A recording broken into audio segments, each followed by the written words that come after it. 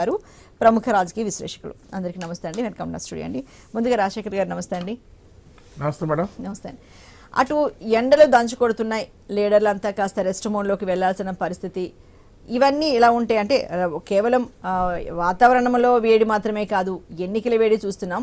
ఈ తరుణంలో పెన్షన్దారులు, వృద్ధులు, వికలాంగులు, ఒంటరి మహిళలు వాళ్ళ పెన్షన్ కోసం వాళ్ళు పడుతున్న టెన్షన్ చూస్తుంటే చాలా బాధ అనిపిస్తుంది. ఎందుకంటే 1వ తారీఖు వస్తుంది, తమ అవసరాలు తీరుతాయి అనేది దానికోసం ఎంతో ఆశగా ఎదురు చూసిన వాళ్ళు, దాని మీదే అంటే ఆధారపడి జీవించిన వాళ్ళు చాలా మంది ఉన్నారు. వాళ్ళందరికీ వస్తుందా రాదన్న భయం కూడా కనిపిస్తోందండి. అసలు మరి పెన్షన్ టెన్షన్ ఎలా అంటే అసత్య ప్రచారం చేస్తున్నారు పెన్షన్లకు సంబంధించి అంటూ టీడీపీ చెప్తూ ఉంటే, వైసీపీ అంటుంది కపట ప్రేమ చూపిస్తున్నారు టీడీపీ వాళ్ళు అంటూ పార్టీల మధ్య ఇలా యుద్ధం కూడా నడుస్తుంది. మరి పెన్షన్ టెన్షన్కి సంబంధించి మీరైతే ఏం చెప్తారు? అర్చనా మేడం, ముందుగా మీకు అలాగే ప్యానల్లో ఉన్న పెద్దలకి, మన ఐ న్యూస్ వీక్షిస్తున్న ప్రేక్షకులందరూ కూడా శుభ సాయంత్రం, నమస్కారం. ఏదైతే ఈరోజు రాష్ట్రంలో ఆందోళనకరమైన విషయం ఏంటంటే ఈ వృద్ధాప్య పింఛన్ల పంపిణీ, అలాగే వికలాంగులకి ఈ పింఛన్ల పంపిణీ కార్యక్రమం అనేది ఏదైతే కోర్టు ఎన్నికల సంఘం ఇచ్చిన ఆదేశాల ప్రకారం నిలుపుదల జరిగిందో, నిలుపుదల అంటే పింఛన్ నిలుపుదల చేయమని చెప్పలేదు,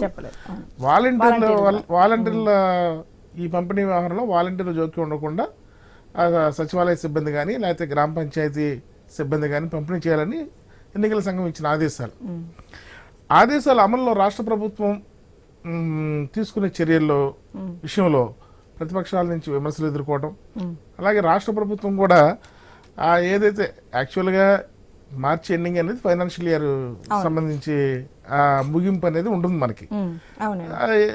ఏప్రిల్ విషయానికి వచ్చినప్పటికి ప్రతి సంవత్సరం కూడా 3-4 తారీఖుల్లో ఈ పింఛన్ల పంపిణీ కార్యక్రమం జరుగుతుంది. ఆ విధంగా 3వ తారీఖున పంపిణీ జరగాల్సిన పరిస్థితి. ఏదైతే ఈ మధ్యలో ఈ ఎన్నికల సందర్భంగా ఏదైతే ఎన్నికల సంఘం ఇచ్చిన ఆదేశాలతో ఈ ప్రతిష్టంభన ఏర్పడిందో, దాన్ని రాజకీయ కోణంలో చూసి అటు అధికార పక్షం కానీ ఇటు ప్రతిపక్షాలు కానీ వాళ్ళ స్వలాభం కోసం ఈ ఇష్యూని వాడుకునే సందర్భం జరుగుతోంది. దీనివల్ల ఇక్కడ ఏదైతే లబ్ధిదారులుగా ఉన్న అవ్వాతాతలు కానీ వికలాంగులు కానీ చాలా సఫర్ అయ్యే పరిస్థితి ఈ రాష్ట్రంలో ఏర్పడింది. ఇప్పుడు అంటే మరి మీరైతే ఏం చెప్తారు? ఇప్పుడు ఏమైందంటే కేవలం వాలంటీర్ల ద్వారా మాత్రమే అందించకూడదు అని ఈసీ చెప్పింది. అంటే సచివాలయ సిబ్బంది ద్వారా అందిస్తే ఒక్కొక్క సచివాలయ సిబ్బంది ఒక 70 నుంచి 90 మందికి అందిస్తే జస్ట్ ఇది ఒక 2-3 రోజుల్లో పూర్తి అయిపోయే ప్రక్రియ. కేవలం ఖజానా ఖాళీ అయిపోయింది కాబట్టి అలా చెప్తున్నారు, ఇతరుల మీద నెపం వేస్తున్నారని టీడీపీ వాదిస్తోంది. ఇక్కడ 2 విషయాలు మనం గమనించాలి మేడం. ఇప్పుడు ఆన్ ప్రాసెస్ ఏదైతే ఈ పింఛన్ల పంపిణీ ఏదైతే వాలంటీర్లు ఇస్తున్నారో, ఇది ఇప్పుడు సంబంధించి కొత్తగా ప్రభుత్వం ప్రవేశపెట్టింది కాదు. ఎన్నికల షెడ్యూల్ అయిన తర్వాత ఏది కొత్తగా ఇంప్లిమెంటేషన్ చేయకూడదు నిబంధనల ప్రకారం. ఇది గత 58 నెలల నుంచి జరుగుతున్న ప్రాసెస్ ఇది. కాబట్టి దీన్ని ఏదైతే వీళ్ళని గవర్నమెంట్ ఎంప్లాయీగా భావించి, అంటే అనాథరైజ్డా ఆథరైజ్డా అనేది కాదు, ట్రెజరీ ద్వారా జీతాలు అందుకుంటున్నారు కాబట్టి వాళ్ళు కూడా గవర్నమెంట్లో వన్ ఆఫ్ ది పార్ట్గానే మనం భావించాలి. వాళ్ళు మనం అరేంజ్ చేయాలంటే అవుట్ సోర్సింగ్ ఎంప్లాయీస్గా మనం భావించాలి. వాళ్ళ ద్వారానే పింఛన్లు పంపిణీ విషయంలో సానుకూలంగా కనుక ఎన్నికల సంఘం కనుక ఉండుంటే ఈ విషయం మనకి ఉత్పన్నమయ్యేది కాదు ఈ పరిస్థితి. సరే, పిటిషన్దారు ఏ రకంగా తెలుగుదేశం సపోర్ట్తో వేసాడా లేకపోతే ప్రజా సంబంధమైన ఇష్యూగా వేసాడా, పిల్లి దాఖలు తీశారు, దాని మీద ఎన్నికల సంఘం మరి ఇవ్వడం అనేది దాన్ని మన సూచన తప్పకుండా అమలు చేయాల్సిన బాధ్యత రాష్ట్ర ప్రభుత్వం మీద ఉంది. సరే, తీర్పు అయితే వచ్చింది, ఆదేశాలు అయితే వచ్చినాయి, ఇవ్వాలి. ప్రత్యామ్నాయ ఏర్పాట్లు అనేది అత్యంత వేగకరంగా జరగాలి. మిగతా విషయాల్లో 1-2 రోజులు లేట్ అయినా పర్వాలేదు, కానీ ఏదైతే ప్రతి నెల 1వ తారీఖున ఉదయం 6 గంటలకి వాలంటీర్లు వచ్చి అవ్వాతాత అని వాళ్ళని నిద్ర లేపి మరి డబ్బులు అందించిన సందర్భాన్ని వాళ్ళ మదిలో ఇంకా అలాగే ఉన్న సందర్భంలో ఈ రోజున 3వ తారీఖు వెళ్ళిపోయినా ఈ రోజు కూడా పింఛన్ పంపిణీ జరగలేదు, వాళ్ళకి అందుబాటులో లేదు. వాళ్ళు ఒక అభద్రతాభావం ఏర్పడిపోయిందా, అసలు మా పింఛన్లు ఉన్నాయా, తీసేశారా, వస్తాయా, నిన్న ఇవాళ మీరు సచివాలయాల్లో పరిస్థితి చూస్తే హృదయ విదారకంగా ఉంది వాళ్ళ పరిస్థితి. అవాతాతలు కానీ వికలాంగులు కానీ మనం చూస్తున్నాం, మీడియా ద్వారా మనం చూస్తాం. ఎండలు మండుట ఎండలు, పక్కన ఏపీలో వడగాల్పులు వస్తాయని కూడా వాతావరణ శాఖ హెచ్చరించింది. అంటే ఏదో మనం అది వాస్తవంగా అవునో కాదో మనకు తెలియదు, కానీ ఒక వృద్ధుడు కూడా మరణించడానికి సంగతి తెలుస్తా ఉంది.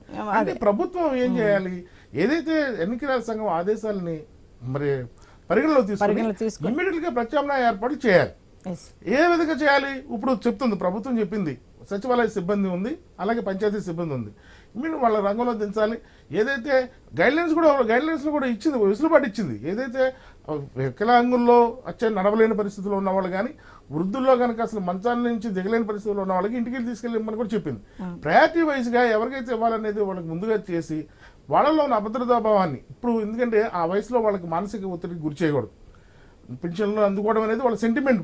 ఎస్ మీకు జనాభా లిస్టులో మనకి వాటర్ లిస్టులో పేరు లేకపోతే ఎంత ఇదిగా ఫీల్ అయిపోతామో, వాళ్ళ పింఛన్ నెలగా కరెక్ట్గా ఆ టైంకి పింఛన్ రాకపోతే వాళ్ళ మానసిక వేదన చాలా ఇదిగా ఉంటుందండి. అనిపించడం మాకు తెలుసు, తల్లిదండ్రులు మన తాతల దగ్గర చదువుకున్న పరిస్థితి మనం చూసాం కదా. కాబట్టి అదే పరిస్థితి ఈ రోజున జరుగుతున్న రాష్ట్రంలో ఉన్న పరిస్థితి ఇమీడియట్ గా ప్రభుత్వం గమనించి రేపటి నుంచి అయినా సరే, ఈ రోజు ఎలాగో రాలేదు, ఇవ్వలేదు, ఇక్కడ ఈ రోజు ఎక్కడ ఇచ్చిన దాఖలాలు కనపడలేదు కాబట్టి రేపటి నుంచి అయినా సరే ఇమీడియట్ గా ఇంటికెళ్ళి ఇచ్చే పరిస్థితిని ప్రభుత్వం వెంటనే చేపట్టాలని, దానికి సంబంధించి ఎప్పుడు ప్రభుత్వ రంగ సంస్థలు ఏదైనా సరే సర్వీస్ ఓరియంటెడ్ అండి, ప్రజలకు సేవ చేయడానికే ఉన్నాయి.